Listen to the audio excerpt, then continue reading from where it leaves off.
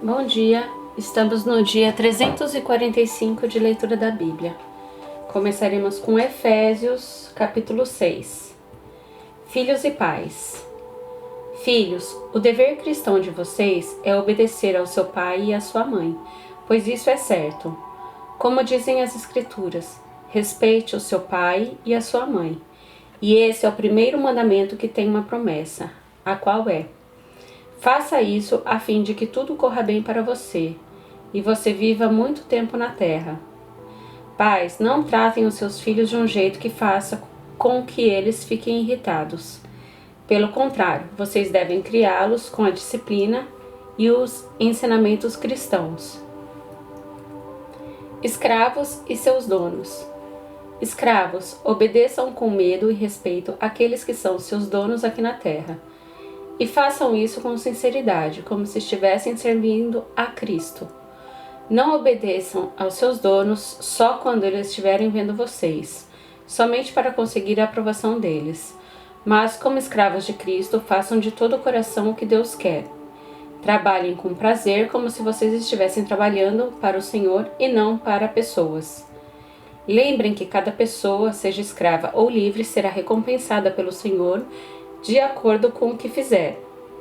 Donos de escravos, tratem os seus escravos também com respeito e parem de ameaçá-los com castigos. Lembrem que vocês e os seus escravos pertencem ao mesmo Senhor, que está no céu, o qual trata todos igualmente.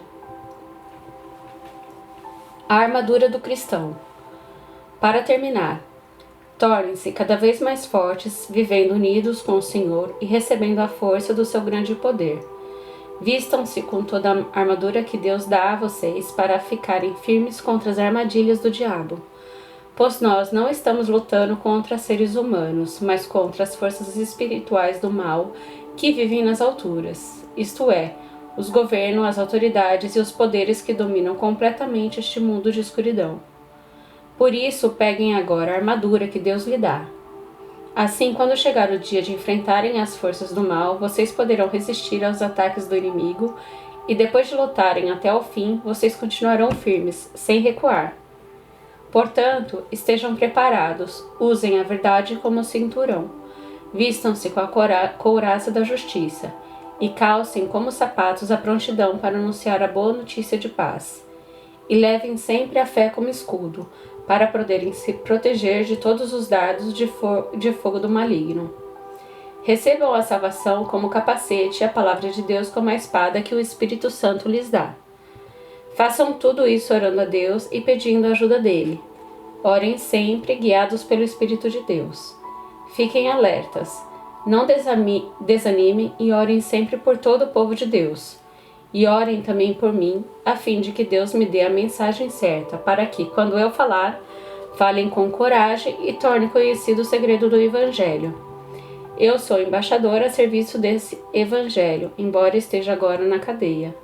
Portanto, orem para que eu seja corajoso e anuncie o Evangelho como devo anunciar. Saudações finais. Tíquico, nosso querido irmão e fiel servo no trabalho do Senhor, lhes dará todas as notícias a meu respeito, para que vocês possam saber como eu estou passando. Eu estou enviando a vocês para que ele contem como todos nós aqui estamos passando, a fim de que vocês fiquem animados com as informações que ele vai dar. Pensam que Deus, o Pai, e o Senhor Jesus Cristo deem a todos os irmãos paz e amor com fé, e que a graça de Deus esteja com todos os que amam o nosso Senhor Jesus Cristo com um amor que não tem fim. Ezequiel, capítulo 17. A comparação da parreira e das águias. O Senhor me disse o seguinte: Homem mortal, faça para os israelitas uma comparação para que saibam o que eu, o Senhor Deus, estou dizendo. Era uma vez uma águia gigantesca de asas enormes, bem abertas, toda coberta de lindas penas. Ela voou para os montes Líbanos e quebrou a ponta de um cedro. Ela levou essa ponta para uma terra de negociantes e a deixou numa cidade de vendedores. Aí ela pegou na terra de Israel a muda de uma planta e a plantou numa terra boa, onde sempre havia água para fazê-la crescer. A planta cresceu e se tornou uma parreira baixa, mas esparramada. Os galhos se viraram para o lado da águia e as raízes cresceram bem fundas. A parreira tinha galhos e estava coberta de folhas. Havia outra águia gigantesca, de asas enormes e muitas penas. A parreira virou as suas raízes e os seus galhos na direção da águia, esperando que ela lhe desse mais água do que havia no pomar onde estava plantada. Mas a parreira tinha sido plantada em terra boa e bem regada, para que fosse uma ótima planta, coberta de folhas e que produzisse uvas. Agora eu, o Senhor Deus, lhe pergunto: será que essa parreira vai crescer? Será que a primeira águia não vai arrancá-la pelas raízes, apanhar as uvas e quebrar os ramos, deixando-os secar? Não será necessária muita força, nem uma nação poderosa para arrancá-la. Sim, ela está plantada, mas será que vai crescer? Será que não vai secar quando o vento leste a castigar?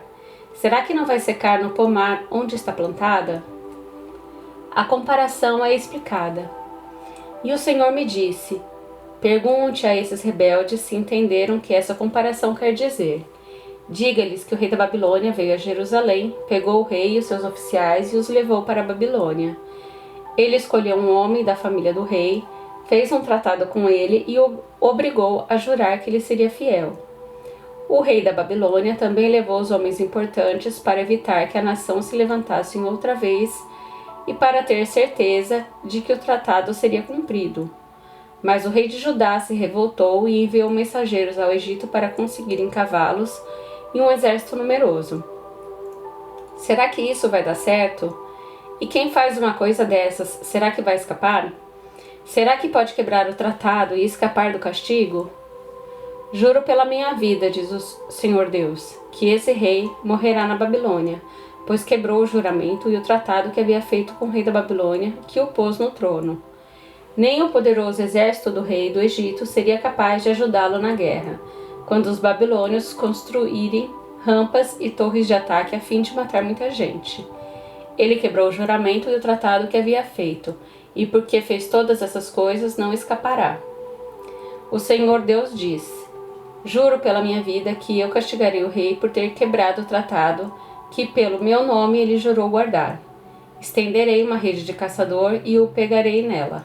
E eu o levarei à Babilônia e o castigarei ali, pois ele foi infiel a mim. Os seus melhores soldados serão mortos em batalha, e os que ficarem vivos serão espalhados em todas as direções. Aí vocês ficarão sabendo que eu, o Senhor, falei. Uma promessa de esperança.